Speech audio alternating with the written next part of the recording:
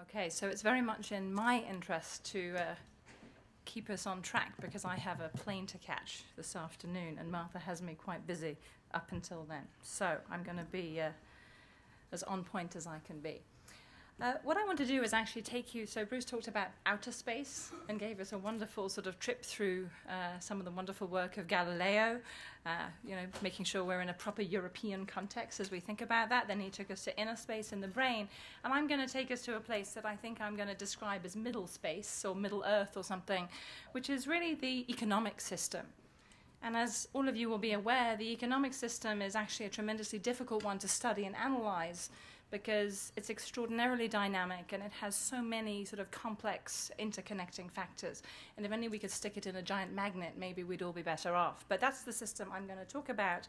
And I'm going to try and give you a sense of what we know about how to really build powerful job-creating economic systems, particularly at the regional level. And I'm going to pick up on this theme of ecosystems. But rather than talk about innovation ecosystems, I'm going to add just one more buzzword, which is I'm going to talk about innovation-driven entrepreneurial ecosystems. Now, you might say, why entrepreneurship? And indeed, at many conferences on the topic of regional growth and job creation, we're actually obsessed with entrepreneurship. And in some ways, this is a very peculiar notion. Because, in fact, if you actually look at the statistics on entrepreneurship, the typical founder of a company actually after 5 years earns less than 65% of their prior wages. And so actually you tend to be worse off after starting your own business. 80% of startups or small businesses actually employ nobody. There's just the founder. And if you actually look, the rest of them tend to employ on average about 1.5 additional people, which appears to be the spouse of the founder and potentially, half a child. And over 50% of these firms are dead within 5 years. And so why is it that we think entrepreneurship is so important? And I think what we really mean and what we really, and just to sort of give you the final nail in the coffin, there's actually a negative correlation between real GNP growth rates and entrepreneurship, at least across 19 OECD countries. So, what is it that we really are after and what do we want? I think what we really want and what we have to focus on is the distinction I made yesterday, but which I wanted to sort of put in writing for you today. And that is the distinction between innovation-driven enterprises, innovation-driven entrepreneurial businesses, and just the average small and medium-sized enterprise. IDEs, as I would call them, innovation-driven enterprises, are startups, so they do sort of start de novo, but they tend to have a regional or global focus, at least in terms of their long-run plan. They do have a clear or developing competitive advantage. So it might be a new imaging technology. They may well, I hope they're not just competing head-to-head on price with the big companies. They tend to be competing on new features that are often protectable through intellectual property, through trade secrets, through know-how. They tend to be built with the view towards growth, as opposed to a view towards sort of subsistence and keeping your family going. They can lead to hundreds of jobs, but they are high risk. This doesn't mean that you deliberately take risk, as Peter described yesterday, but they are high risk and they do fail at relatively high rates. But these are the kinds of companies that actually do lead to the kinds of job creation that we care about. And these are the kinds of things that Joseph Schumpeter was talking about when he talked again about sort of opportunity-driven entrepreneurial activities. And I would just put that in contrast to what we normally think about when we talk about entrepreneurship, which is really small and medium-sized enterprises, which, as I say, tend to be small. They're often old, but they're small. They tend to be very local in their focus. They often have no competitive advantage. A restaurant is a small business. It has no particular competitive advantage, although it might serve very good food. They have limited growth potential and often very small number of jobs. These are extremely important to economies. They do form part of the fabric. But when we're thinking about growth and job creation, we really have to focus on this innovation-driven entrepreneurial enterprises. So, how do we actually try to lead this sort of activity? It turns out it's actually, I'm afraid the bad news is, it's hard to say. There are a range of intersecting and interacting elements. So again, to come back to these images of these complex kind of systems that Bruce was talking about, if you actually sort of hone in on these systems, there are many, many different kind of intersecting parts. And that makes them hard to build, hard to analyze. We do know that it's both bottom-up actions of the type that Envision is taking, as well as the top-down vision of the type that the Madrid regional government is taking, that really matter. So it's not one or the other. I think it's both. In my view, these are quite politically challenging because there are high rates of failure, not of the ecosystem per se, but of some of the projects. If every single project you invest in research or startup of these companies succeeds, then you're actually not really doing your job properly. None of us are doing right because we're not taking enough risk. We're not trying to do new things. We're not really grappling with new opportunities. And it also means the need for choice.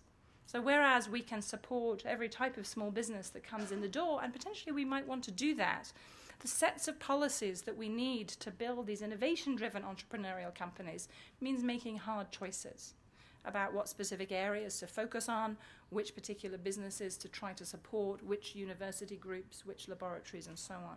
And that in any political climate is hard, and in today's political climate, those choices are I think, extremely, extremely difficult. What we do know about these systems, when we actually start to look at them in detail, is that the most effective approach to building these sort of innovation-driven ecosystems seems to be at the regional level. So if you want to sort of think about this as focusing in, just to continue with these imaging analogies, it really does seem to be at the region that we can make a difference. Now, obviously, there are some small countries that are, so by region I'm going to define, I'm talking about, around 10 million people kind of thing.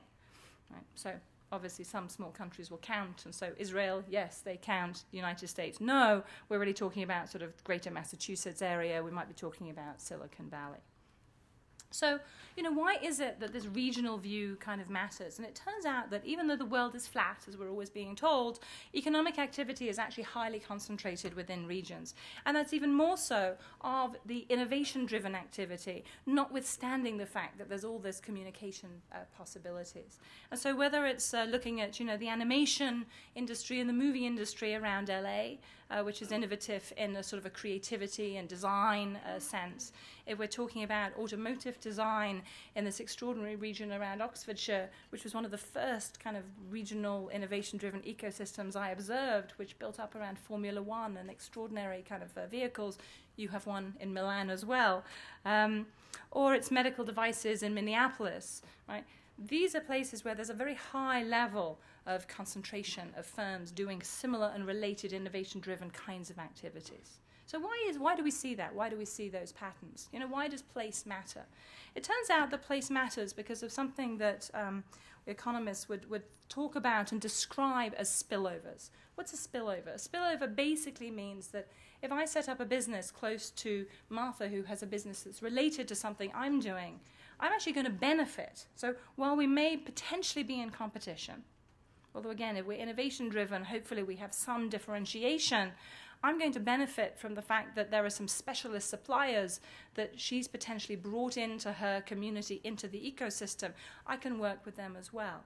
If I'm going to try and hire an employee and ask them to come and join my quite specialized business, they're more likely to come and join me if there are other companies like Martha's and Brian's and Bruce's nearby. That if my company fails, then there's potentially other job opportunities nearby.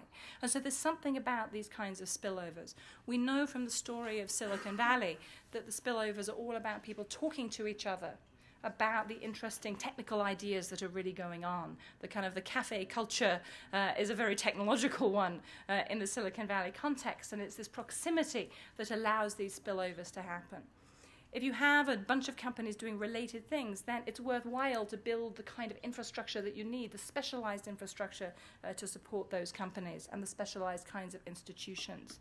I did some work a couple of years ago down in Andalusia for the Junta de Andalucía, and one of the things that I was very surprised about was somebody told me that if they really wanted to see a specialist intellectual property lawyer for their patent activity, they actually had to fly up to Madrid or Barcelona.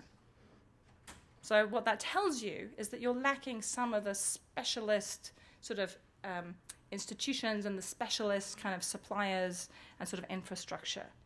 If you have enough critical mass of companies, you can begin to have that sort of thing. And so what happens when you have these kind of concentrations in these regions is that you basically have greater strength for any individual firm because of the firms around it. And you get this sort of virtuous circle of talent and idea circulation. And you finally get to, as I say, this notion of an ecosystem, by which all we really mean is interacting elements.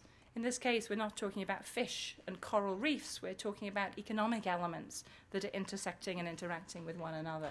So what we're trying to accomplish then is these sort of innovation-driven entrepreneurial ecosystems, and again, just to define by which I mean regions with high numbers of entrepreneurial firms focused on really translating ideas into innovations via the creation of these sort of entrepreneurial businesses. But they are embedded in this sort of supporting ecosystems of established firms. So the big companies are very important, the universities, the suppliers, sophisticated customers. This is a picture that of some work we did mapping out the clean energy ecosystem in around Cambridge and Boston. We have some similar maps of the biotech ecosystem. And you can see just this tremendous proximity of the companies. Big companies have moved in, Schlumberger, large corporations like BP have come and had a presence. The same would be true on the biotech side. So how do we really do this? Now, being a business school professor and therefore probably not schizophrenic and not kind of creative in that sense, we like simple frameworks to make our lives a little easier. So I'm not going to go through this in tremendous detail. I think that would take us a little bit too long. What I do want to say is, though, that there are sort of two key pillars to these ecosystems. The first pillar is what we call innovation capacity. And that is, I think, a lot of what you're talking about here. But the other pillar, which I'm sorry that doesn't come out very well, is really the entrepreneurial capacity. And so I believe that to make these ecosystems work, and the evidence suggests that you need the innovation capacity and you need the entrepreneurial capacity. And then you need to actually link the two. And it's that linkage. And many of the programs that you heard us talk about yesterday and many of the activities have to do with linkages. We might use different words to describe them, but they have to do with connecting these different pieces of the system together. And finally, you do need to focus. In my view, there are very few regions that actually have a sort of an innovation-driven ecosystem across all sectors. Silicon Valley, is probably one of the most rich and eclectic, but even there, right, that's really around IT, hardware, software, social media. Cambridge, Massachusetts is really around the life sciences, a little bit in IT, although we've lost a lot of that as we lost the kind of the generation of hardware, and we really don't have such a strong presence in social media because all that went over to California. And so focusing is the political challenge, but is really what makes these things work.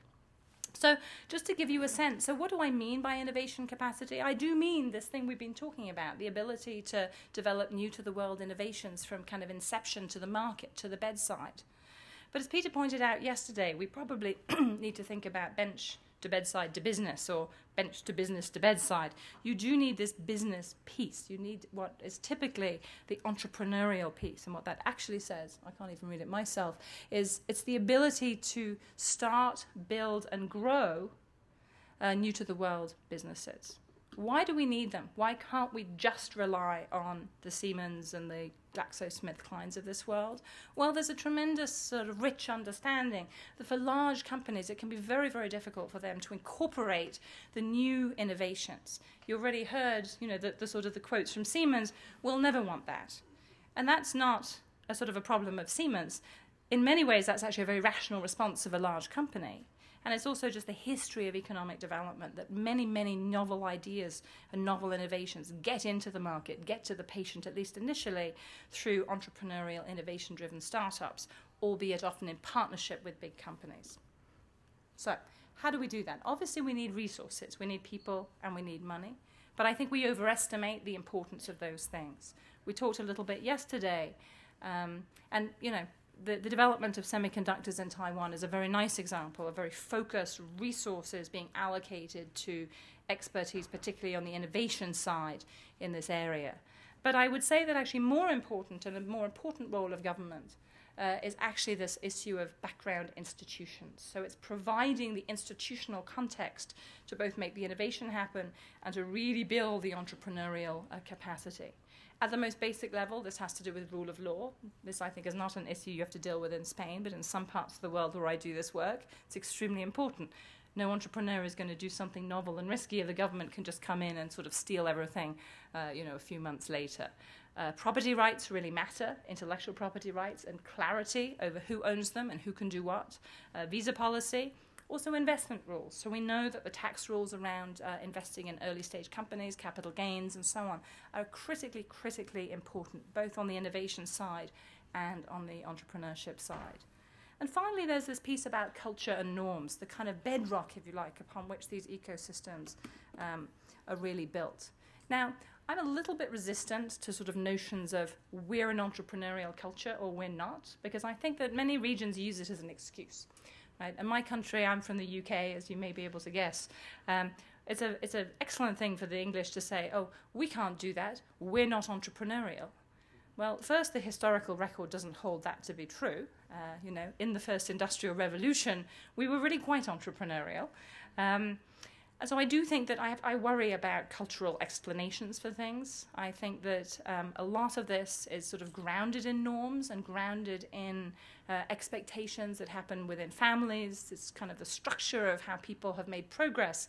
But it's also about our heroes and our icons and our role models. And those are things that I think we actually can change more quickly, and that programs like Envision actually do change rather quickly. I'm going to use a sporting analogy, which is always a little bit dangerous. I'm not going to do it with football. I'm going to do it with basketball, which is also, I think, there are many excellent Spanish basketball players I watch in Boston. This is Jeremy Lin, who some of you will know as he was Taiwanese. He's from a Taiwanese family. Ended up having this extraordinary run playing for the New York Knicks, I think. Thank you. I was going to get that wrong. Who cares?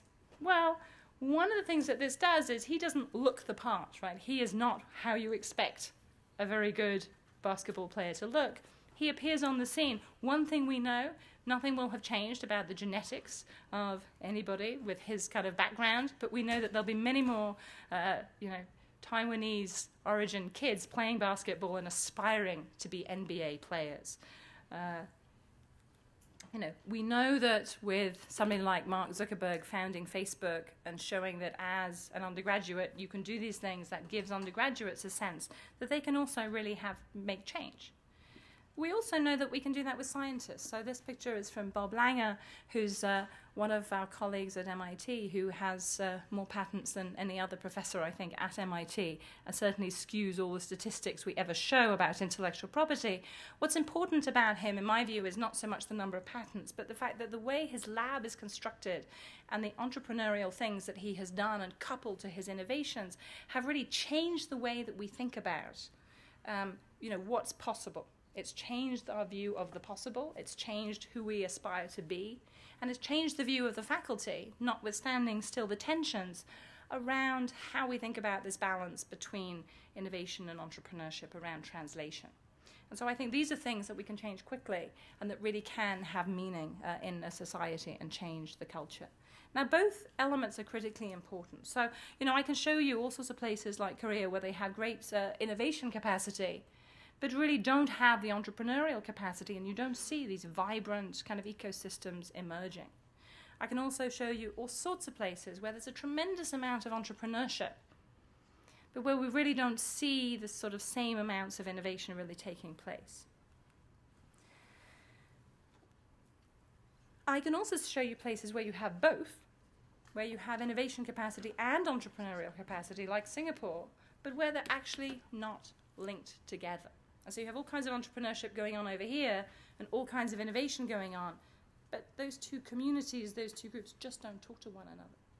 And so it's very much in that interconnectivity and the connection and linkage between those two that I think is the power to really make a difference. And so I think that the linkages are really the critical and overlooked element. To come back to the story of Israel, which I think is a quite important and interesting story, because it is it's a small place that doesn't have that many resources they can place on in research in particular. They've certainly created a world-class level of engineering talent. They have built up their entrepreneurial capacity. They've attracted risk capital, both locally and from the US. So they're not just thinking the regional ecosystem can be a magnet to draw in other kinds of resources. But their key linking mechanism, it's about people, but it's a national level mechanism. It's their military service. Right? Everybody knows everybody because they all serve in the military together. That turns out to be a powerful linking mechanism for their hardware and their IT ecosystem.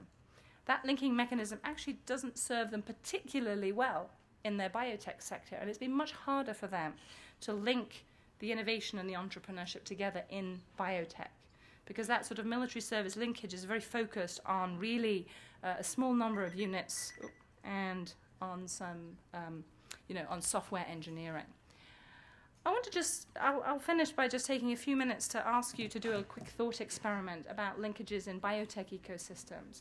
And I want to ask you to just take a moment to think about, if you rolled the clock back to 1975, at some of the earliest, the beginnings of the work in recombinant DNA, which regions would you think would be most likely to succeed in building a biotech ecosystem?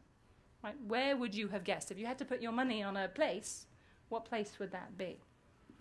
And I would argue that none of us will admit to this because we never want to be wrong, but that you'd probably have put, some bet on the UK and Cambridge, very, very strong history of science and molecular biology and so on, and a strong pharmaceutical industry.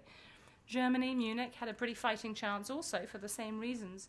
New York, massive pharmaceutical industry. New Jersey, excellent universities, Rockefeller, and so on. So they had the eye capacity. They certainly had capital. And they had people. They had experienced pharmaceutical managers. And they certainly all had the sort of infrastructure of patients and so on. Well, as you all know, what happens, they're really nowhere to be seen, frankly, in what actually unfolded. It was all about Boston and the Bay Area, at least in the early history.